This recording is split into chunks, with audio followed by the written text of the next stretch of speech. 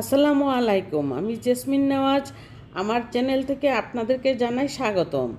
আজকে আমি আমার রেসিপিতে নিয়ে এসেছি কচুরমুখী দিয়ে মাছের রাজা ইলিশ মাছ। সেই ইলিশ মাছ দিয়ে কচুরমুখী দিয়ে কিন্তু দারুণ লাগে, সেটাই আমি আপনাদের সামনে তুলে ধরেছি আজকে আমাদের খাওয়া দাওয়াটা বেশ জমেছে, কারণ মাছের রাজা তো আসলেই মাছের রাজা। খেতে যেমন সুস্বাদু, দেখতেও তেমন সুন্দর, সেই জন্যই আমি নিয়ে এসেছি আপনাদের সামনে।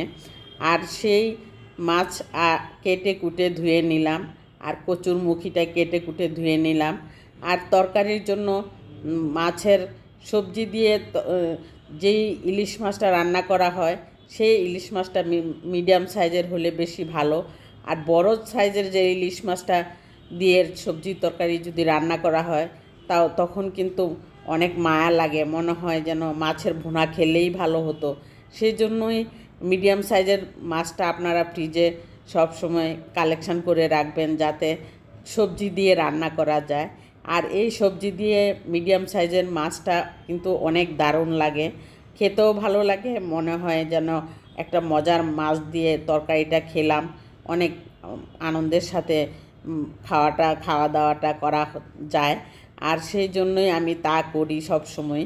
আর এখানে কচুরমুখীটা আমি কোনো দিনও সিদ্ধ করি না, অনেকেই সিদ্ধ করে রান্না করে। আমি কখনোই কচুরমুখী সিদ্ধ না করে রান্না করি সব সময়, কারণ কচুরমুখী সিদ্ধ হতে বেশি সময় লাগে না, আর এইভাবে রান্না করলে আপনার গলায়ও ধরবে না, আর সেটাই আমি করে থাকি। তারপর আমি সব মাছটা ভেজে নিলাম সুন্দর করে। ভেজে নেওয়ার পর আমি এখানে একটি সসপ্যান বসিয়ে দিয়েছি। ননস্টিক প্যানের মধ্যে আমি তরকারিটা রান্না করলাম। একটু বড়ই হয়েছে তরকারিটা, সেজন্য আমি এই ডেকচিতে রান্না করার চিন্তা করলাম।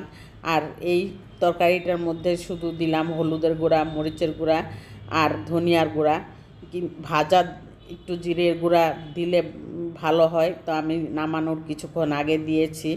আর এমনি সব কিছুই আমি দিয়েছি মেজারমেন্ট, যতটুকু দরকার একটা তরকারি রান্না করতে ততটুকুই আমি দিয়ে থাকি।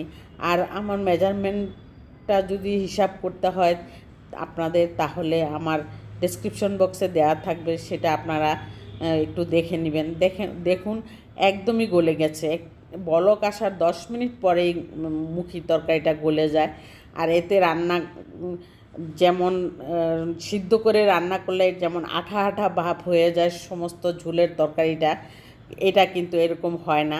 এটা মনে হয় যেন ঝোলটা আলাদা আলাদা থাকে, সুন্দর থাকে, খেতেও ভালো লাগে, আবার সিদ্ধ হয়ে যায়। সেই জন্য আমি আজকে এই তরকারিটা এইভাবে সুন্দর করে রান্না করার চেষ্টা করলাম।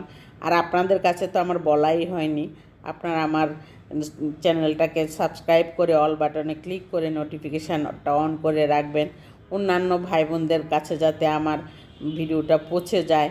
আর আপনারা যদি করে থাকেন তাহলে নোটিফিকেশানটা চলে আসবে আপনারা ইউটিউব চ্যানেলটা খুললেই। আর সেই জন্যই আমি আমার এই চ্যানেলটার জন্য অনেক রিকোয়েস্ট করলাম যে একটি লাইক দিয়ে কন্টিনিউ করবেন এবং সাবস্ক্রাইব করে যাবেন। আর দেখুন আমার তরকারিটা কিন্তু খুবই সুন্দর হয়েছে, দেখতে যেমন হয়েছে খেতেও তেমনই সুস্বাদু হয়েছে। আর আজকে আমি এইভাবে রান্না করাটা আমি সবসময় দেখিয়ে থাকি।